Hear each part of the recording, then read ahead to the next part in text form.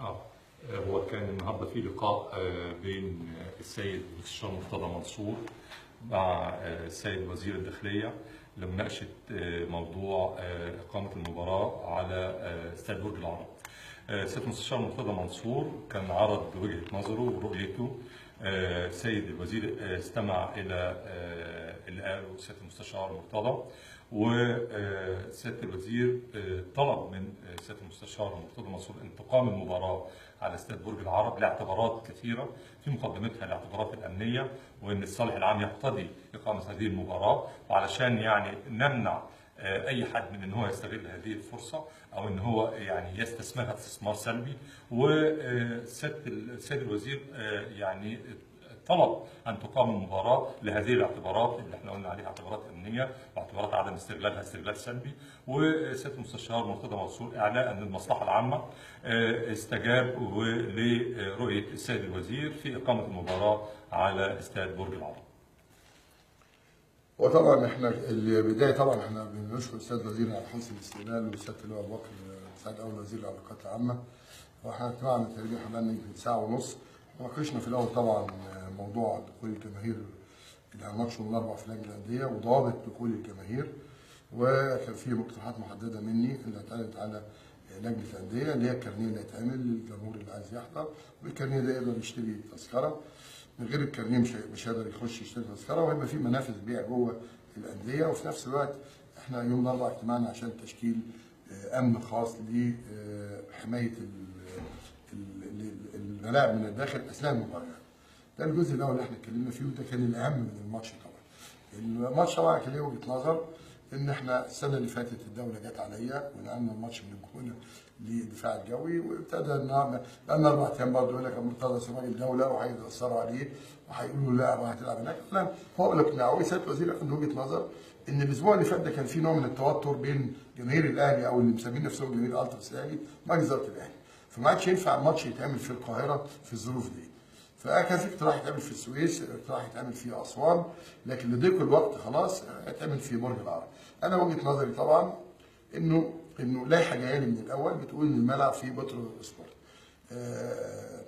خلاص سمح لي ما دام الاهلي حدد ملعبه برج العرب، انا ان شاء الله الماتش الجاي يعني كنت لسه موجود في النادي ما استقلتش، هيبقى الماتش في بورسعيد باذن الله عن الماتش الاهلي والزمالك في استاد بورسعيد.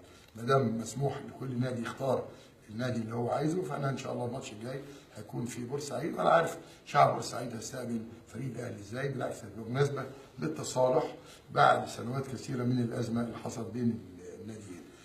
ان شاء الله باذن الله. طبعا احنا كنا عاملين حسابنا ان برضه كان في دوله وان كان في ناس هتتكلم، وعشان كده كان في تعليمات ان اعتبروا الماتش هيتلعب في ملعب مختار التتش، عشان الاخ اللي عمال يهرج في الاهرام النسائي محدش بيقراه طبعا، والهجص اللي بيتعمل دوت انه هيرضخ في الاخر. انا مش هبتعند، ده انا قاعد مع وزير الداخليه عنده حاجات انا ما اعرفهاش.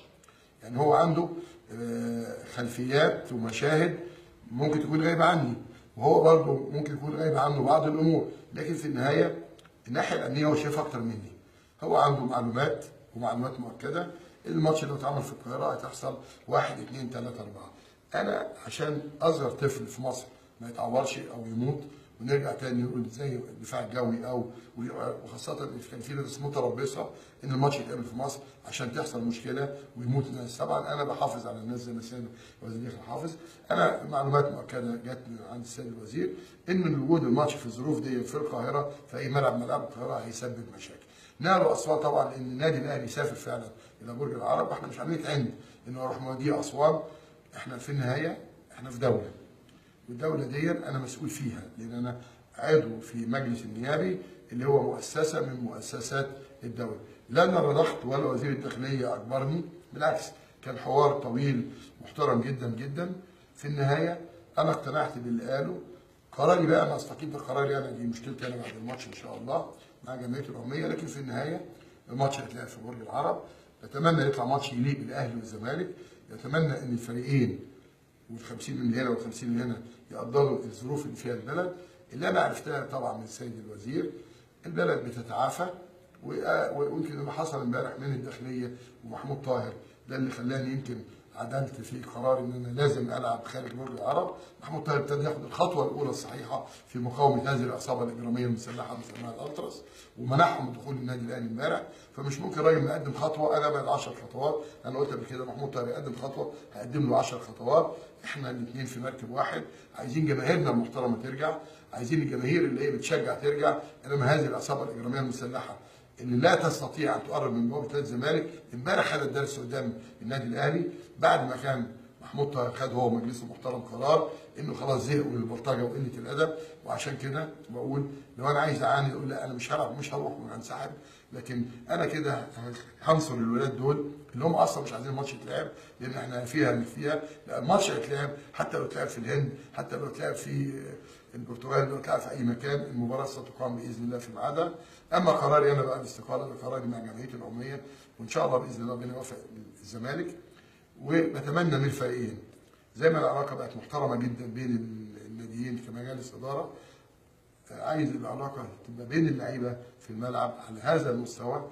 الزمالك فاز، الاهلي يهنيه، هيبقى فرق نقطه والاهلي لسه بطل يعني اول الدوري. لو الاهلي فاز خلاص لسه عندنا 16 17 مباراه، اللي يفوز يقول للي اتهزم هارد لك، واللي اتهزم يقول للي فاز مبروك. ودي الروح اللي انا عايزينها. انما اللي باكد لك لا بلطجه من الالتراس في الاهلي ولا الزمالك بعد اليوم. وقد الداخليه خلاص حمرت عينها، ادت 100 فرصه ان الولاد دول، وحتى السيد رئيس الجمهوريه لما كان بيدي الفرصه الاخيره، لكن رد فعلهم كان رد فعل اجرامي بيدل على نفسيه اجراميه مريضه. وهذه النفسيه الاجراميه المريضه المجتمع لفظها. وانا بشكر محمود طاهر ومجلس ادارته انه في النهايه استعمل القانون وقال للشرطه اتفضلي تدخلي احمي لي المنشاه اللي فيها اكثر من 100,000 جوه في نادي الاهلي الجزيره، لكل الناس اعضاء جماعه محترمين. ودي بدايه النهايه للالتراس في الاهلي. عشان كده بقول ان احنا كنت ممكن النهارده اقول مش هلعب الماتش وهننسحب، لكن هذا انتصار للمجموعه الارهابيه المسلحه اللي هي اصلا عايزه تعمل يا تخش الماتش يا تلغي الماتش. لا الماتش هيتلعب من غيركم. وانا بشكر السيد وزير الداخليه والسيد المساعد الاول الوطني. هو كان قرار المستشار مرتضى منصور النهارده كان قرار كبير وقرار محترم وقرار يحسب بسيادته. وكان البعض بيوحي اليه ان هو هيلعب الماتش على استاد برج العرب يعني بمضمونه يعني غصب عنه.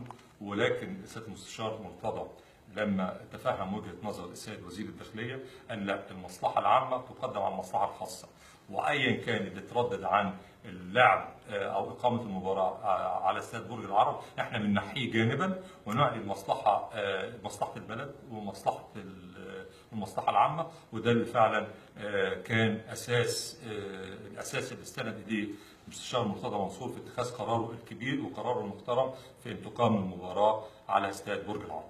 انا بشكر حضرتك. نعم انا اللي بشكرك. السلام عليكم. اتفضل. انا